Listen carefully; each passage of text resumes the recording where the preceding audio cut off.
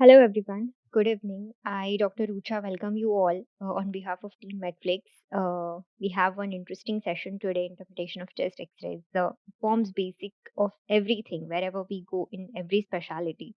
So, this is something we always come across. So, we have Dr. Salil Bendre with us. He's a pulmonologist and transplant physician. Sir is associated with Nanavati Max Hospital Global and Masina Hospital. We did one interesting session with Sir recently on lung transplant. Do check out if you're interested. Over to you. Yeah, good evening. Good evening, everyone. Good evening, Dr. Rucha and team Medflix. Thank you for inviting me today for this discussion and this session on X-ray reading. I'm sure there would be a lot of people who have seen X-rays. It would not be a new thing at all because X-ray chest is almost like ubiquitous. Every one of our patients have cough and fever and breathlessness, and X-ray is something which I think every patient now carries it into the clinic. There used to be a time where a doctor used to advise, but now many patients actually come to the X-ray to the clinic with the X-rays. So, good evening, friends, and thank you for joining today for this session on X-ray chests, chest X-ray reading and interpretation. It's going to be a very slow process that I am going to go through the X-rays which I show you, and naturally, X-ray reading doesn't happen in one evening. So, obviously, in 1 hour, we are not going to understand and start interpreting the best way we can, but at least learning would be a good way to start it. So we'll go to the next slide. So see, we have got an audience which is a huge audience. A lot of people, lot of practicing doctors. Some are students, some are interns, some are practicing for many years, some are consultants. So I am going to go from a little basic of X-ray reading, and gradually we'll be trying to see how much we can, be experts in interpreting X-rays.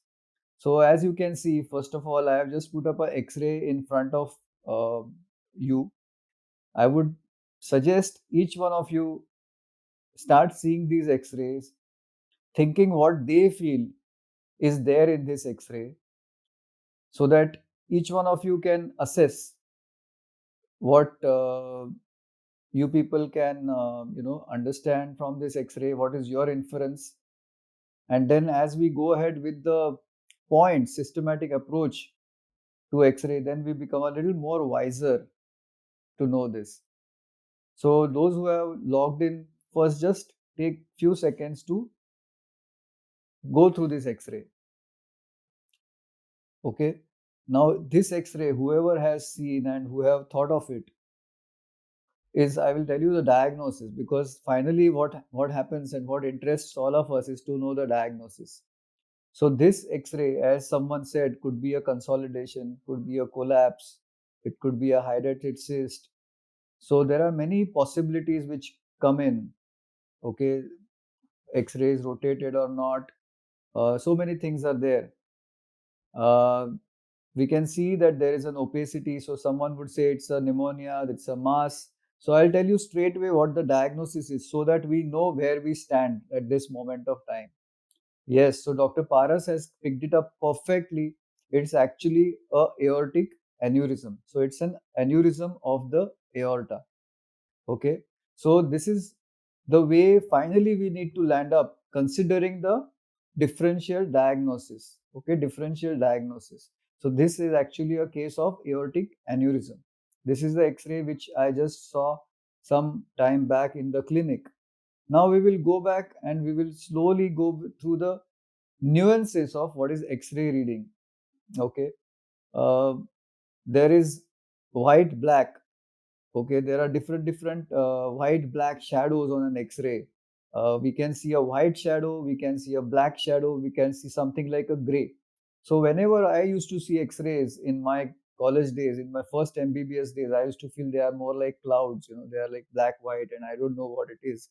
And our sir used to come and he used to see the X-ray, and he used to just say, "Oh, this is tuberculosis," or "This is a malignancy," and he used to walk away. And it was so surprising for me even at that point of time. How did he even understand? Because it looks all the same. It was just black and white and black and white. So different tissues they have a different way of absorption of the particular light. So let's be very specific. If it is more white, the highest absorption is by the bone, so it is more white. The lowest absorption is by the air, so it is more black. And the lungs are not only air, they are not only solid. They are containing lymphatics, they are containing air, they are containing capillaries, they are containing they are containing the alveoli, the walls of the alveoli. So there are tissues and there is air. That's why it will be a black and white mixture. It's a gray tissue. So the lung windows or the lung shadows are gray, bone is white, and black is the air. Okay, so I'm going to one of the X-rays which is present here. So we can see this X-ray. Now try to see that in the center we can see a heart, that is the opacity, which is white. White because it is liquid. So liquid is white, solid is also white. Okay, so liquid is white and solid is white, and black will be the air. Now, if you can try to understand from this particular X-ray, you see outside the thoracic cage, there is air outside the lung, outside the entire X-ray plate. That is completely black. That is completely black. Whereas if you see the lung fields just next to the heart shadow, they are comparatively gray. Gray, okay? That is gray in color. That is grayish. There is some tissue, there are alveoli, lymphatics, so it is grayish in color. So why I'm explaining this again and again, because sometimes we start seeing such X-rays and start considering there is emphysema. Okay, so this is not black. This is only and only gray in the appearance. So there are two gray areas on either side of the heart, and there is a diaphragm, which is the curvature. Okay, curvature which is seen, that is the diaphragm on either side. Okay, there is a diaphragm on the right and on the left also. So let's go through this anatomy very slowly, because each aspect of anatomy will help you understand what is the disease in the X-ray which is seen. So we have got a lung field which is gray. There is a heart shadow which is completely white, which is opaque. Opaque because it is filled with liquid. Just above the heart shadow, you can see a faint gray line in the center of the clavicles. There are two clavicles on the adjoining side, and exactly in the center of the clavicle, there is a grayish line. That line is actually the trachea. Those who are able to assess this, it's fine, but there are many X-rays which you are going to see. So gradually you will understand what I am talking about as the trachea. But for the moment, just train your eyes to understand what a X-ray looks like. It's a gray area of the lung. There is a heart which is bordered. There are domes of diaphragm which are convex upwards, and there is a black. You just for comparison, outside the X-ray plate, you can see a black area which is the air around the person. Okay, so that is the black area. So that's black, but we are here talking of the lung. So there are a few principles which we need to, go through. Most important principle, and the way you will find out what is an abnormality, is it abnormal, is there something wrong, is by comparing both the sides of the hemi-thoraces. Okay, it is to compare both the sides of hemi-thoraces. So Dr. Vinod is asking to explain in Hindi. I will try to mix Hindi English as much as possible. So the most important thing is we need to see both the sides and compare right to right, middle part to middle part, lower part to lower part. So it has to be all comparative. Don't focus your eyes anytime by just seeing one part of the lung and thinking, oh, this is the disease. Try to see, is it there on the opposite side in the same area? So always compare. That is the first principle. Of course, the next principle will remain to see the date on the X-ray. There are many patients who may come to you with an X-ray with a complaint, but if you don't see the date, then you will later on see that the date could be sometime about a month ago. And if you don't see the date, then you will not get a proper idea. You may assume that he has come today with symptoms. So today his X-ray he has got, but this X-ray is actually 1 month old. So always and always see the date on the X-ray. And always also ask the patient, do you have any previous X-ray?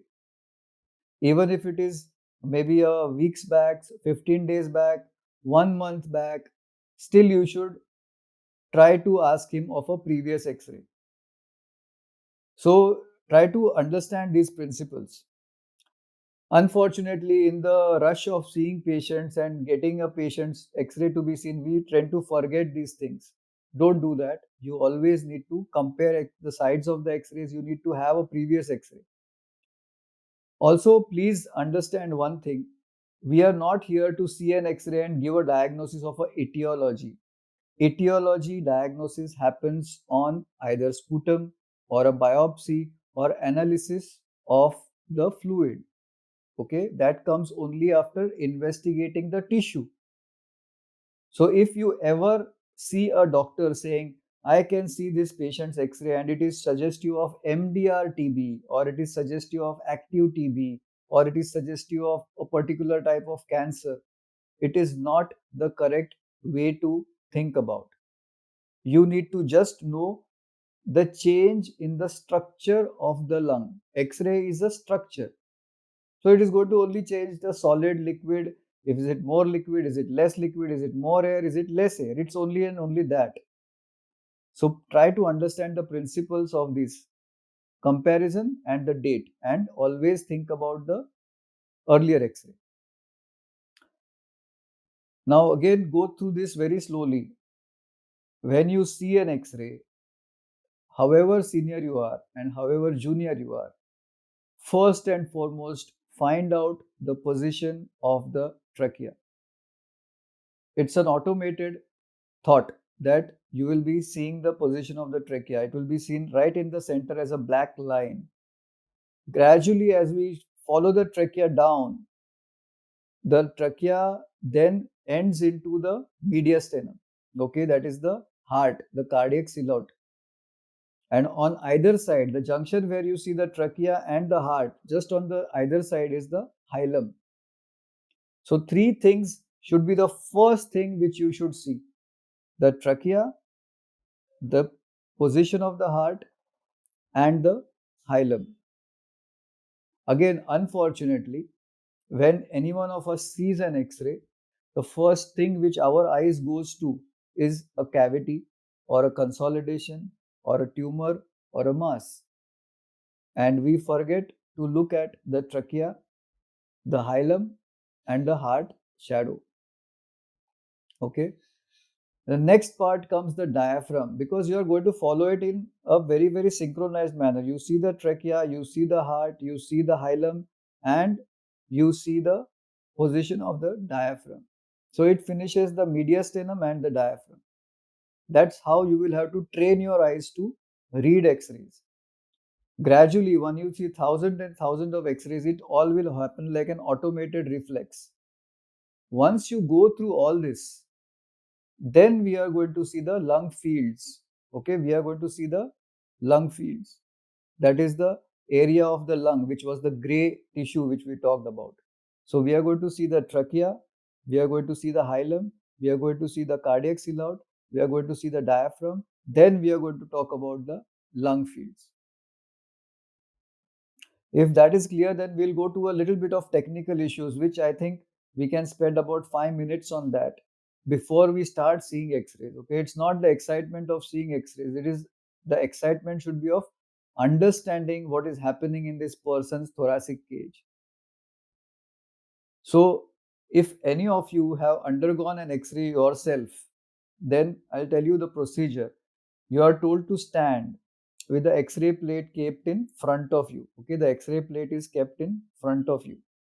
The X-ray rays come from behind. Okay, the X-ray rays come from behind. You are not facing the X-rays. The face is towards the wall and there's an X-ray plate in front of you.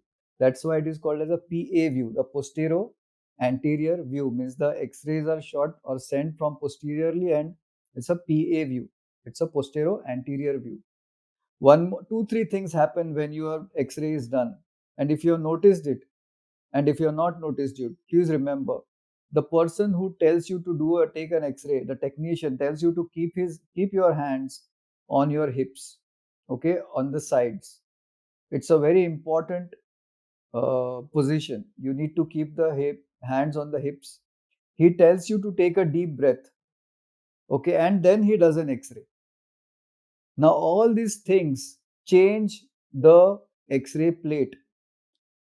So imagine or understand that if at all a person is standing with his hands on the hip, but his right shoulder is abducted, means his right shoulder is not in line with the left shoulder, it is abducted or slightly moved, then the distance on this side, on the right side, between the clavicle and the sternum will appear more because it's abducted.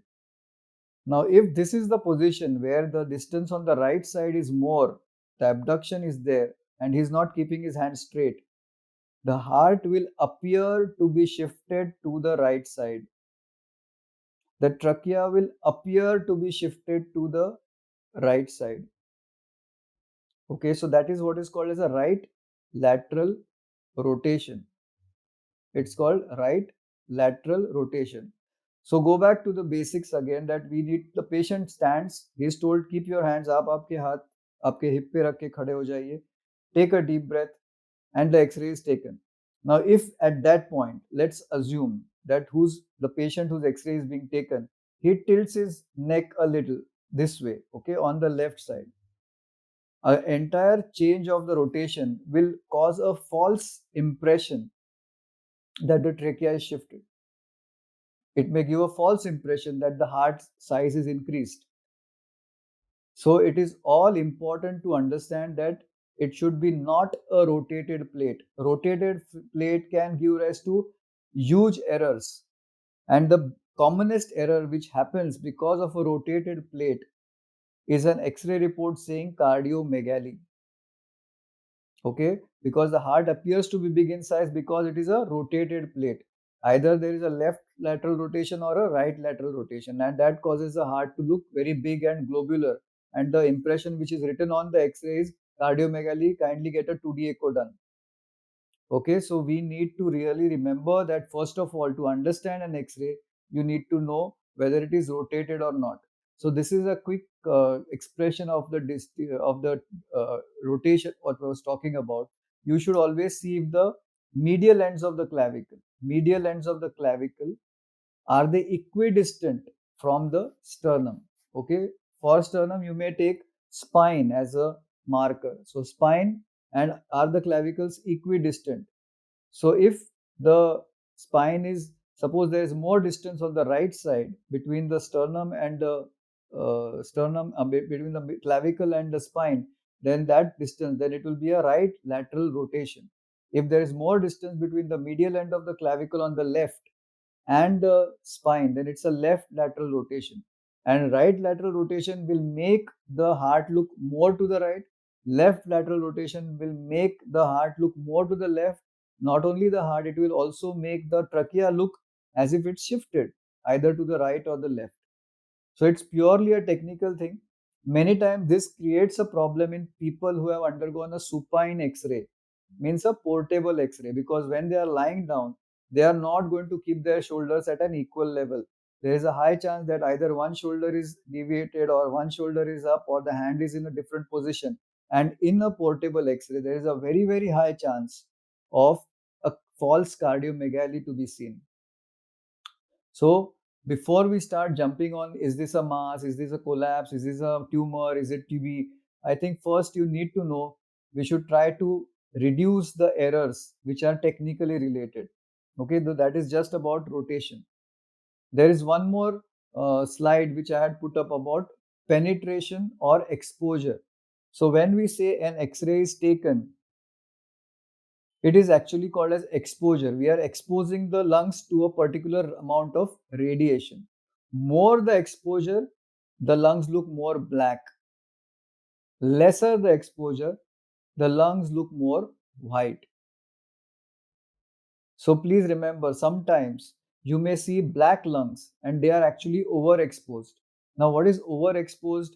It is a little bit, sort of, I would say, too much technical. But if you see the rib cage and if you are seeing the intervertebral discs, the thoracic intervertebral disc, the first, the second, third, fourth, fifth intervertebral disc. So obviously on an X-ray you can see the vertebrae, and in between the two vertebrae is what is called as the intervertebral discs.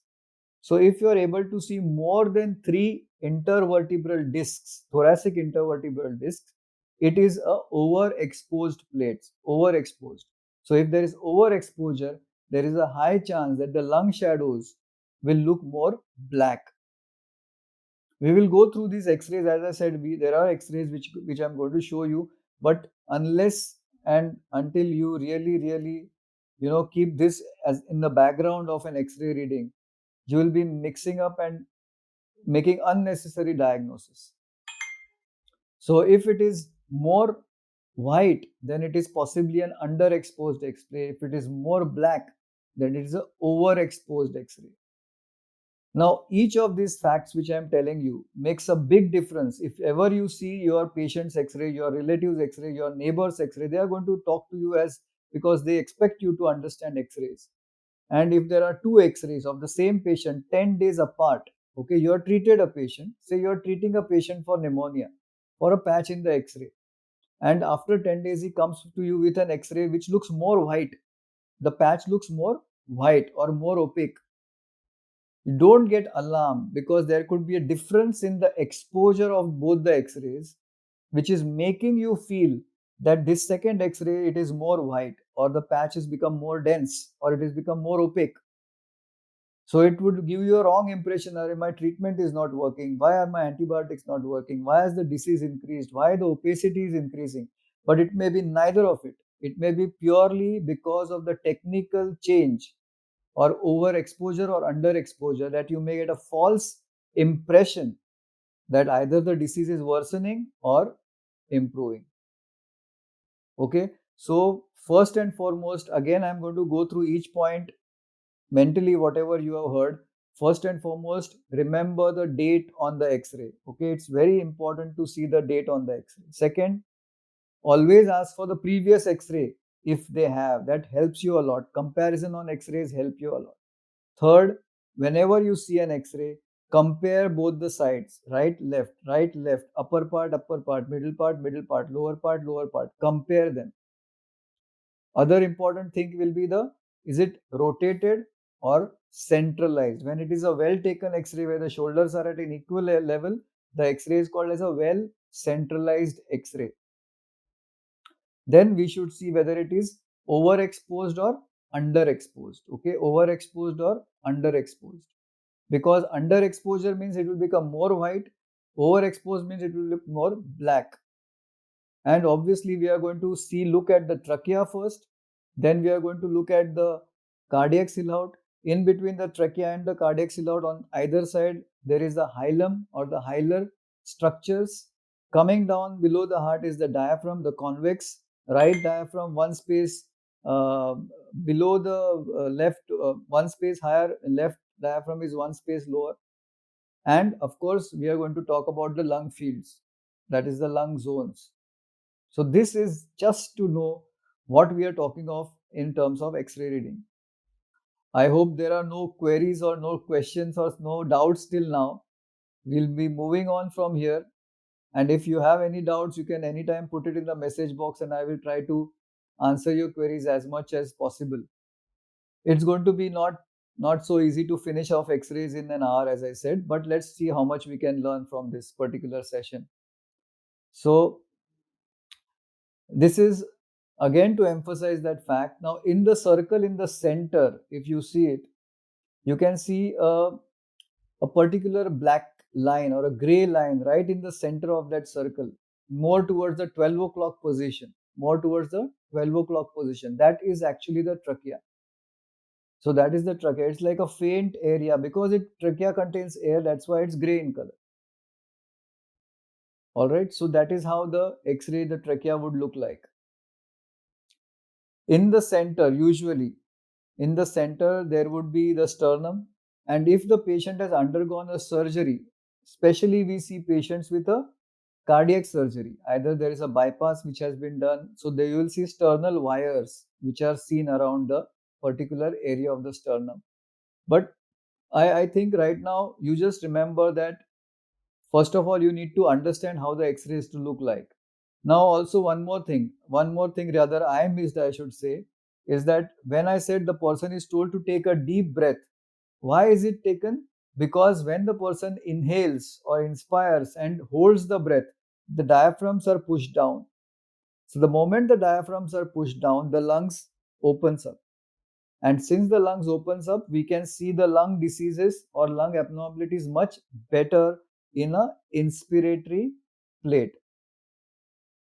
Now let's assume that the patient has been told to take a deep breath, Lambi Saans Lo is told to take a deep breath, but he did not hold the breath, and when he exhaled, the X-ray was taken. Okay, so there was an inspiration, he could hold the breath, but he couldn't, and then X-ray was taken when he exhaled out. What will happen when the X-ray is taken when he exhales out air? The diaphragms will come up, and as the diaphragms come up, the heart is pushed up. So what happens to the heart? The heart, which should have been normal in shape, gets pushed up and it looks more flat. So what impression you will get? Cardiomegaly. Again, see, please remember that you may get a false impression of a cardiomegaly in a expiratory plate. In a expiratory plate, you may get a false impression of cardiomegaly. So you need to see whether it's an inspiratory plate. And how do we make out inspiratory plate? Inspiratory would be obviously when we say normally what is the position of the diaphragm, it's the 6th, 7th intercostal space. So if the patient takes a breath, the diaphragm goes down. So you should be at least be able to see 6 to 7 intercostal spaces. You need to be able to count the intercostal spaces. Obviously, I can't teach you online how to count the intercostal spaces, but you should be able to count the intercostal spaces. And if there are more than 7 intercostal spaces seen properly, then it means it's a inspiratory plate. But if you see on the right side only 5 intercostal spaces, that means the diaphragm has gone up, and because the diaphragm has gone up, the heart appears big in size. So it may be cardiomegaly falsely thought of. So again, I am trying to explain that if ever you feel that there is a cardiomegaly, first check whether it's a rotated plate. First check whether it's a inspiratory or a expiratory plate. Okay, so inspiratory or expiratory plate is very important to know about cardiomegaly. Same holds true. Again, I apply this to all of you, Dr. Sangeeta or whoever, all of you are, who are joined with me today, Dr. Narayanan and so many of them. You can think about a patient whom you have seen, you have treated for a lung disease, say a consolidation, and after a week of your treatment, the patient comes back and you find that the consolidation has increased in size. You feel, oh, now the opacity to bad gaya, it's increased in size. Now this could happen provided the first plate was inspiratory and second plate is expiratory.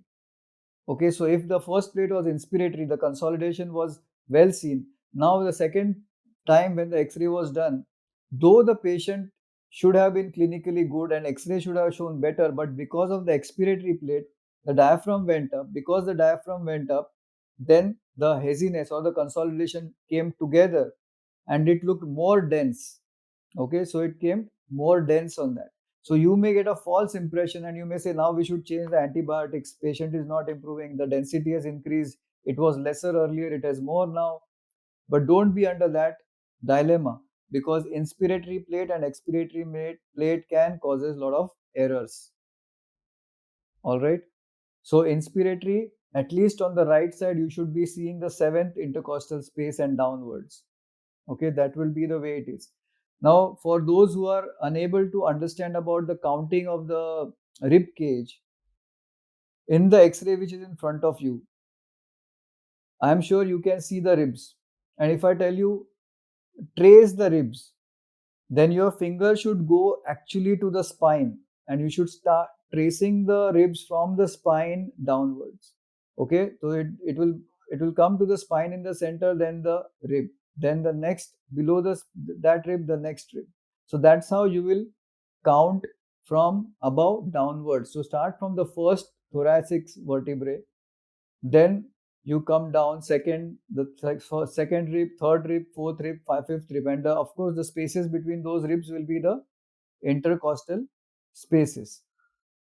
So those who are unable to see the PPT, I think the technical team will take care of it, and slowly you will be able. I mean, there must be some error in the mobiles, but don't worry, you will be able to see them as soon as possible. Yeah, sir, we are taking care of it. Yeah, And those who are not able to see, quickly you can click on the support button and rejoin that. Might solve your issue. So please do that. yeah. So please continue. Thank you, thank you. Now I'm not going into this slide because it's now let's go through this. This is one more confusion about the cardiomegaly. So first of all, when you talk of cardio, I'm purposely not showing you too many slides of effusions and mass and consolidation, because the confusion of every of those pathologies will persistently be there if you don't understand what are the 1, 2, 3. You can't jump on a 99 without knowing 1, 2, 3, 4, 5, 6. So, cardiomegaly is something which you should know. And if it is not a expiratory plate, if it is not a rotated plate, then please see how to know whether there is a cardiomegaly or not. So, the cardiac silhouette, the small red arrow, is up to 50% of the maximum internal thoracic diameter. Okay, so that is the dimension. So if it is more than that, means the heart shadow is much more than half of the particular uh, internal thoracic diameter, means the heart shadow has increased in size. Okay, it should be up to 50% of the internal thoracic diameter. That's the simplest way to talk about it. Now there is someone who is asking about bronchoalveolar markings or bronchovascular markings. So please remember, bronchovascular markings, as the word suggests, they are markings or they are findings on an X-ray caused by the bronchial tree and the vasculature of the lung. They normally are present in the lung. They have to be present, the bronchial markings and the vascular markings. So every X-ray will have bronchovascular markings. So it is nothing like a disease. They don't become prominent. They don't talk of any abnormality. So saying that I can see bronchovascular markings on this X-ray, that is expected. That is supposed to be normal. So there is nothing like we should be really, really pushing ourselves to think about, oh, now these bronchovascular markings are there. Now I should think of a disease. Please don't do that. Even in this X-ray in front of you right now, what you can see, there are some white gray opacities in the lung fields. Okay, I will say just right paracardiac border. Beyond the right paracardiac border, there are certain white lines which are seen. Those are bronchovascular markings. They are supposed to be normally present. So you don't interpret an X-ray saying, "Oh, this is a bronchovascular marking present. Now this is bronchitis." It doesn't happen so. They are normal. That's all. Now this is the area of the hilum. This is exactly the area of the hilum. Okay. So this is right in the center. We can see trachea. If those who have heard me few minutes back will be able to see the trachea, which is a grayish line right in the center between the two clavicles going upwards, and below that it moves down into the cardiac silhouette, and just laterally is the area which comprise the hilum. Okay, it's the hilum. I'm slowing down because you should actually really go back and see these X-rays again and again and again. So X-ray reading, what I am trying to explain to you have been like, we have been seeing X-rays, X-rays, X-rays, X-rays. I being a pulmonologist, I naturally see X-rays, X-rays, and X-rays. But there would be multi-speciality doctors here who would be interpreting different investigative modalities. So X-ray reading is like you constantly see them again and again and again and again. So that is the area of the hilum. Now, there would be certain X-rays which would be mentioning hilum is prominent. Now that is very, very deceptive. What does the hilum contain? Let's ask ourselves. Go back to your anatomy books of Gray's Anatomy or Chaurasia or whichever book you thought of. What does the hilum contain? So hilum contains three structures. One is the lymph nodes. Second is the pulmonary vessels. And third is the bronchus. Now bronchus is not seen on an X-ray because it's filled with air, so nothing. So now only two structures are left. Either if the hilum is prominent, it would mean either the lymph nodes are enlarged or it would mean that the pulmonary vessels are enlarged. So hilar prominence means either lymph nodes or pulmonary vessels. Just keep this in your mind at this moment of time. There are ways to differentiate between that as well. But first of all, we should be able to understand what is the hilum all about. Okay? So I hope you people have understood till now. We've already been at almost 9:40 now, and we have not even talked about many X-rays. But this needs really a slow pace and slow understanding. So let's harp on it a little bit. Date, comparison, previous X-rays, rotation, whether it is centralized or not, exposure, overexposed, underexposed, check the trachea, check the heart, cardiac silhouette, check the hilar area, check the domes of the diaphragms, check whether it's an inspiratory plate, check whether there is a cardiothoracic ratio maintained or not. Then and only then go to the lung windows or the lung zones. Okay, this is the basic of X-ray reading. One more question which I saw come up was the aortic arch. Yes, aortic arch is visible, and as the name suggests, it's an arch. So it's like a curvature. You will be able to see with X-rays how the aortic arch looks like. Maybe another X-ray you will see it much clearly. Costo-cardiac angle or cardiophrenic angle, I think the person is trying to ask about the cardiophrenic angle, is not really a very, very important site of a disease. So we need not think in terms of a cardiophrenic angle. Okay. As you see more X-rays, your doubts will get cleared. We will go through them one by one. So once you finish that and you come to the lungs, finally we come to the lungs. Please divide the lungs into the upper three intercostal space, next three intercostal space, and the area below near the diaphragm. So it's upper zone, mid zone, and lower zone. Whenever you are talking in terms of X-rays, do not ever say there is a mass in the upper lobe. Do not say there is a collapse in the lower lobe.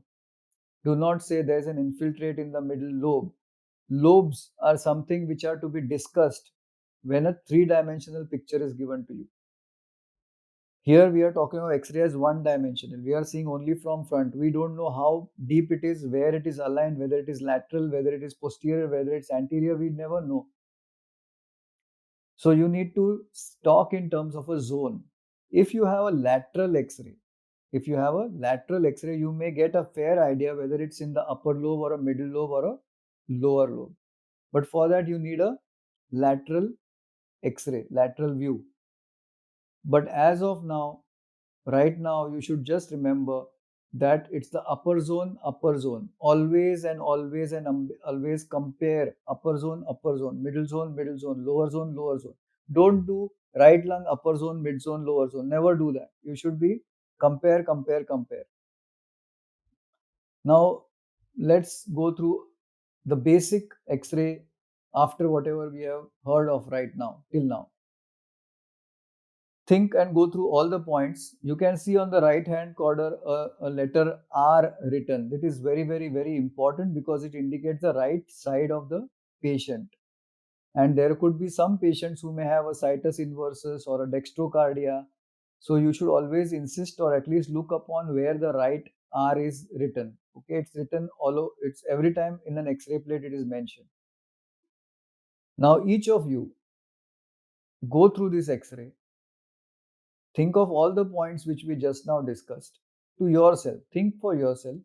Take 10 seconds and try to remember each of the points which we just now talked about. I will wait for about 2 seconds, then I will try to enumerate them.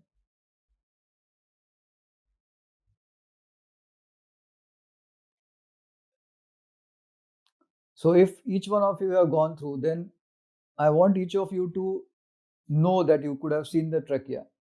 I hope each one of you could make out where is the position of the trachea in this X-ray. I hope each one of you could make out the cardiac silhouette. I hope each of you can see the domes of the diaphragm. And I hope each of you compared the upper zones, mid zones, lower zones of the lung fields. Yes, as someone just noted, the left medial end of the clavicle is a little away as compared to the right medial end. Means there is a left lateral rotation. Okay, left lateral rotation. If it is not causing too much of a change in the cardiac silhouette, that's fine, that's perfect. But at least it is found and it is noted is a very important part of X-ray reading. So with that, we will go on to the next X-ray. Again, please don't start seeing X-rays just because there is some abnormality seen. Go through the points which we thought of, which we discussed. It may take some time for you to analyze, but it's going to be sort of a self-teaching experience so that you get habituated to the way of X-ray reading. It's not that we diagnose one case of pleural effusion and say this was my diagnosis. It's like you should never miss any X-ray of pleural effusion. That's more important. Yes, now we can see here, first of all, those who have been able to see the trachea, I will compliment them. Okay, first and foremost, because never ever miss on seeing the locating the trachea. So those who have looked into the trachea, I'm sure many of you haven't. Many of you have taken away by looking into something wrong at the hilum. But please, those who have first seen the trachea, I'm very happy for them. So always look at the trachea. The next thing which I said, when you look at the trachea, you come downwards. And then you can see the heart. You can see the heart shadow very well. Now, at the area of the hilum, if you remember, I will go back to this X-ray. You can see the hilum over here and you see the hilum over here. There is a opacity or there is a hilar prominence. I hope each of you have been able to identify that the hilum is more prominent in this X-ray.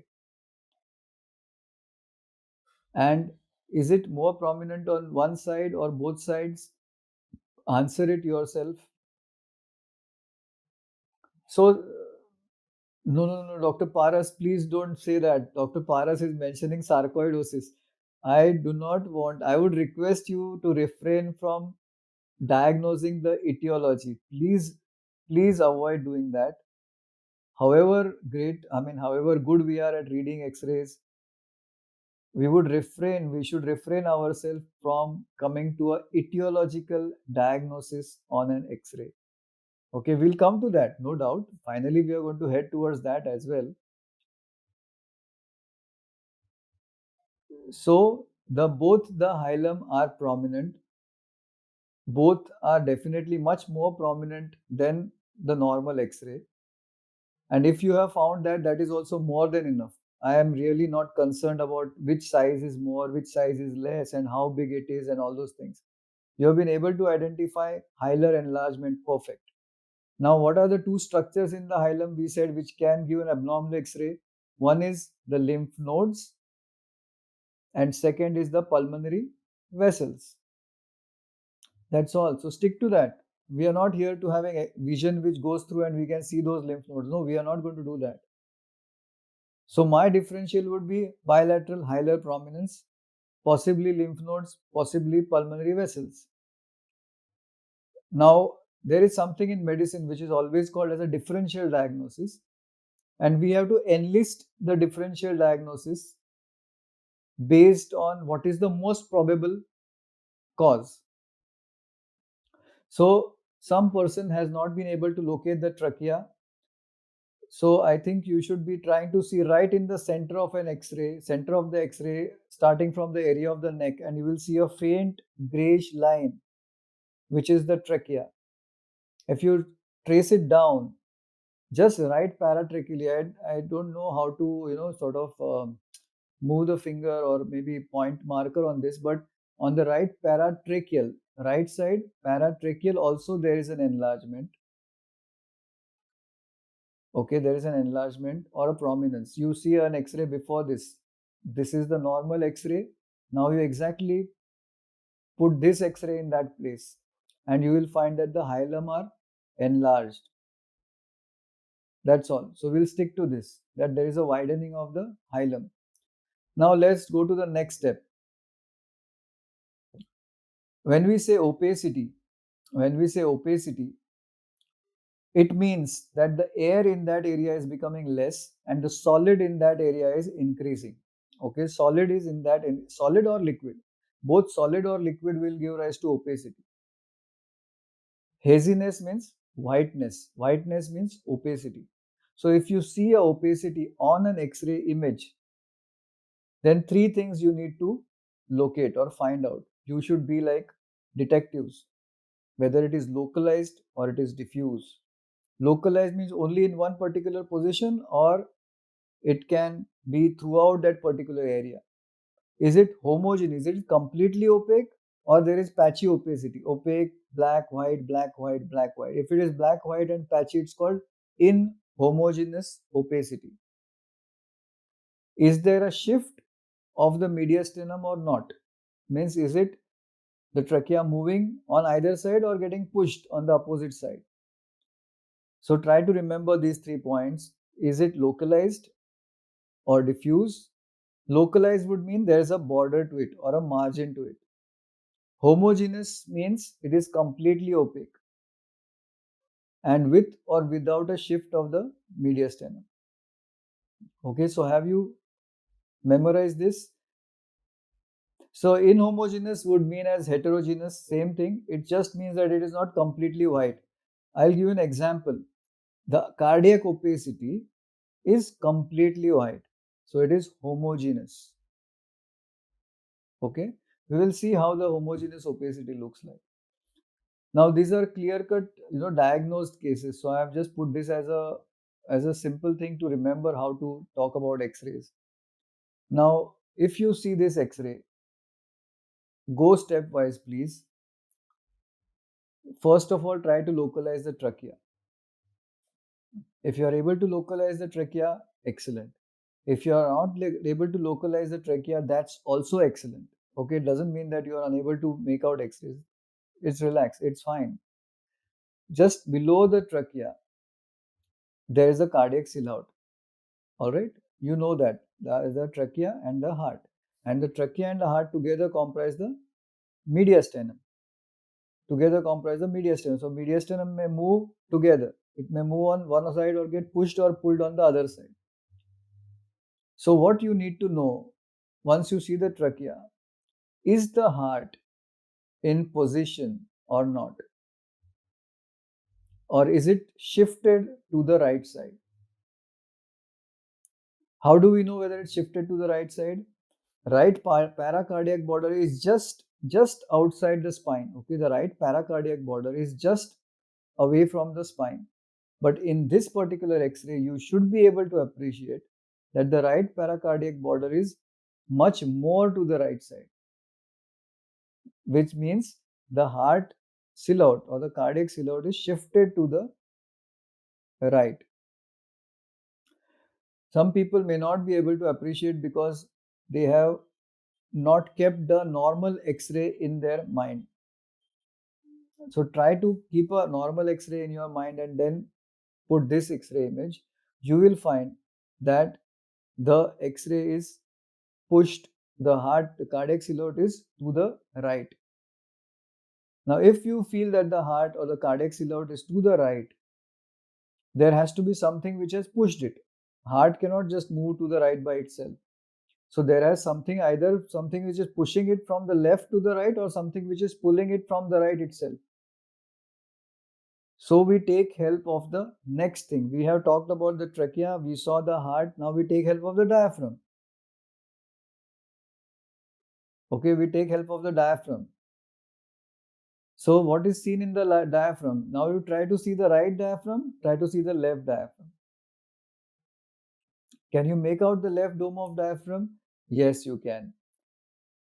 Is it much less lower down than the normal presence? Yes, it is almost 2 space below the left, below the right dome of diaphragm.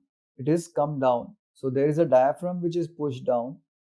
There is a heart which is pushed to the opposite side. So we have finished talking about the trachea, the heart and the diaphragm. Now we said now we have to talk about the lung fields. So we compare the upper zone, mid zone and the lower zone. Now if you see the X-ray and just compare, leave the heart, leave the trachea, leave everything aside. Now there would be people who say this is a pneumothorax, this is a whatever. But I would be more eager for all the learners to go by a systematic approach, trachea, heart, diaphragm. And if you see the zones, then if you compare the upper zone, mid zone, lower zone, the left upper zone, mid zone, lower zone as compared to the right appears more black. It appears more black. What is the word we use for a blackness? It is called as hyperlucency. We call it the left upper zone, mid zone and lower zone or more hyperlucent as compared to the right side. Yes, Dr. Astha is right. It's called hyperlucency. So in this X-ray, if you are shown this X-ray or if I am a student and I am told, please describe this X-ray, my description would be the cardiac silhouette is shifted to the right, the left dome of diaphragm is pushed down, and there is a hyperlucency seen in the left upper zone, mid zone, and the lower zone. This is the description. So the examiner is going to ask me, so what do you feel is the hyperlucency because of? Now I understand that hyperlucency means more black. More black means more air. More air happens in a thoracic cage in two diseases.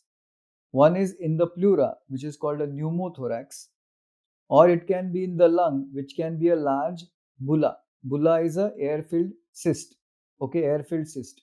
So it can be a large bulla or a pleural air, that is pneumothorax. So this will be the way you will gradually start thinking or interpreting X-rays. Okay, it's all about how you can interpret the findings which are seen on the X-ray. So for your understanding, this would be just a hyperlucency in the left upper zone, mid zone, lower zone, with shift of the mediastinum to the opposite side and the diaphragm being pushed downwards. Again, I am trying to explain that the most common possibility in such an X-ray, if it's in the pleura, is a pneumothorax, left-sided pneumothorax, air in the pleural cavity. So if there is air in the pleural cavity and the air increases air, it pushes the lung medially, because the lungs are tied at the hilum. They are like balloons which are tied at the hilum. So when the pleural air increases, it pushes the lung smaller, and the lung collapses or closes or atelectasis happens. So the left lung is collapsed, left lung is atelectasis, and it is because of the compression of the lung caused by the air in the pleural cavity. So it is called as a compression collapse. There are many types of collapse. But here we are just talking of a collapse occurring because of air in the pleural cavity. So the air is compressing the lung. So it's called as a compression collapse. Okay. So if the entire lung is filled with a bulla, you may not be able to really differentiate a pneumothorax from a large bulla. But only thing is that in a pneumothorax, we'll be able to see the collapsed lung border, lung margin. In a bulla, there won't be any collapse because the bulla is in the lung itself. Okay. So obviously in this X-ray, we can see there is a collapsed lung and there is air outside it. So this becomes a left-sided pneumothorax. So when I say collapse, the collapse here is because of the air in the pleural cavity. So we'll just move on to the next X-ray. Now you take your time, don't be in a hurry. This is not an exam, obviously, and this is not. Thankfully, there is no patient right now in front of you asking कि क्या लगता है आपको? What is the diagnosis? What do you feel it happens? What is there in the X-ray? So take some time, maybe another 5 seconds more. Think about it, and then we will proceed with the discussion.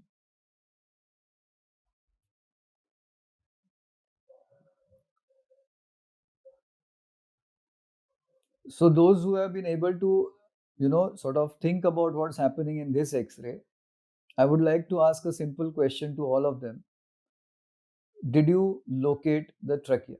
First of all, that's always my first question. And every time I would want to know if the answer is yes or no. Have you been able to see the trachea?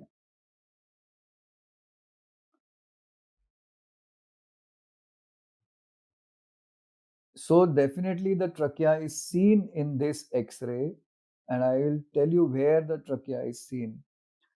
Try to see the right clavicle. Okay, try to see the right clavicle.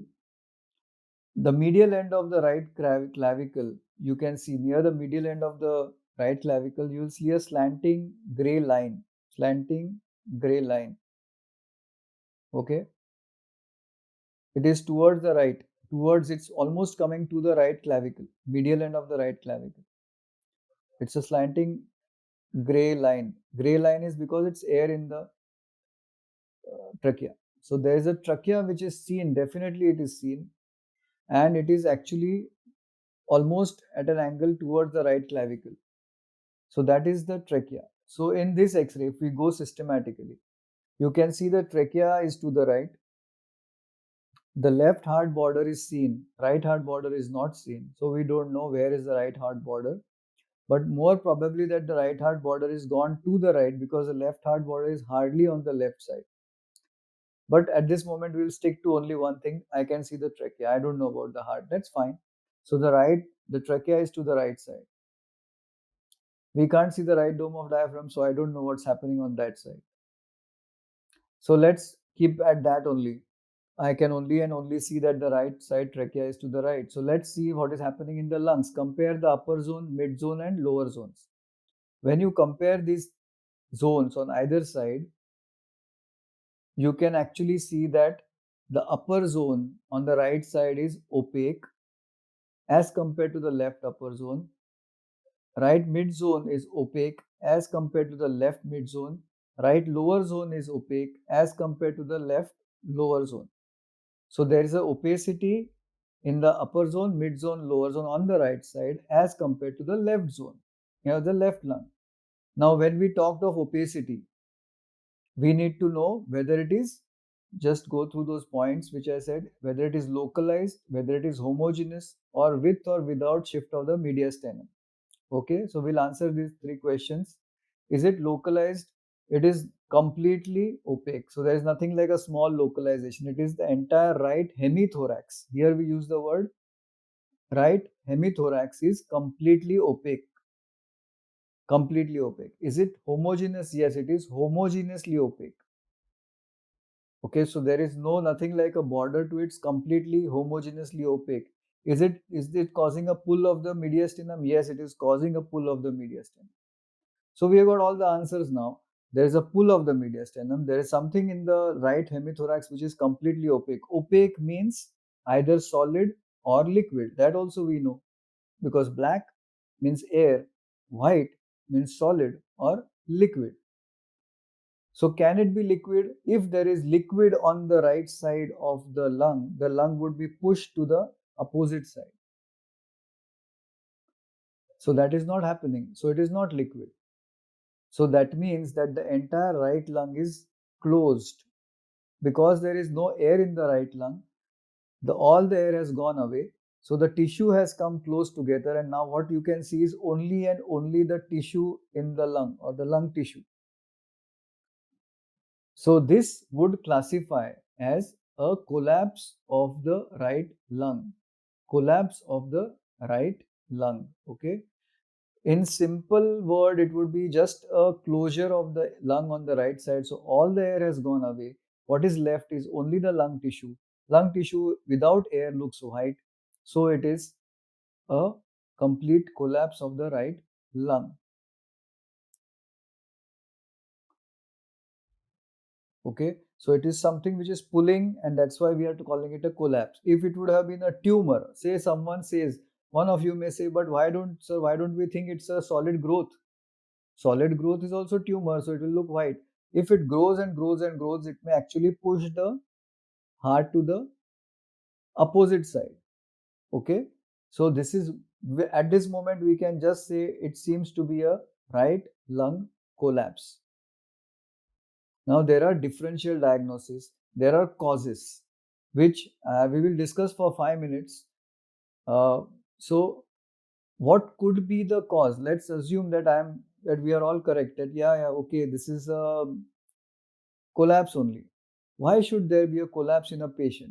Now, collapse means, if you remember and heard me correctly some time back when we were talking of pneumothorax and the lung collapsing, I used the term compression collapse. Okay, the lung was getting compressed. Now imagine that there is a bronchus. Okay, there is a bronchus, but there is a growth in the bronchus. There is a tumor or a growth in the bronchus, and this growth, it closes the airway. It closes the bronchus. Once it closes the bronchus, the lung which is distal to it will collapse, because there is no air entering into the lung. For the lung to function, it has to open, take in air, exhale. It has to function, but now there is a blockage. So no air is entering. So that growth in the bronchus could have led to a right lung collapse. It could have led. Did you see the growth? We have not seen the growth. Can you see the tumor? No, we can't see the tumor. So on X-ray, what is the possibility? Right-sided collapse.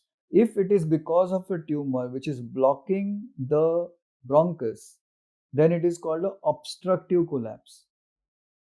Remember, in pneumothorax we said compressive collapse. Now we are talking of an obstructive collapse. So this could be an obstructive collapse. All right. There are, of course, now this we just discussed the cause, but there are differential diagnoses. Can it happen that a person survives on one lung? Very much it can happen. So this could be a differential diagnosis. Agenesis of the right lung means the patient never had a right lung.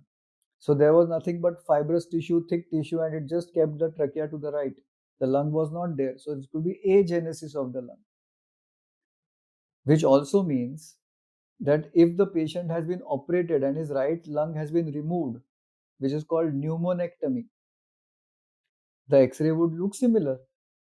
So agenesis of the lung, pneumonectomy, obstructive collapse, all could be possibilities in this patient. Okay, this could be possibilities. And the most sensitive aspect of X-ray reading is history taking. Without history taking, to see an X-ray and just to say this is what I feel is like half the job done. It doesn't mean or serve the purpose.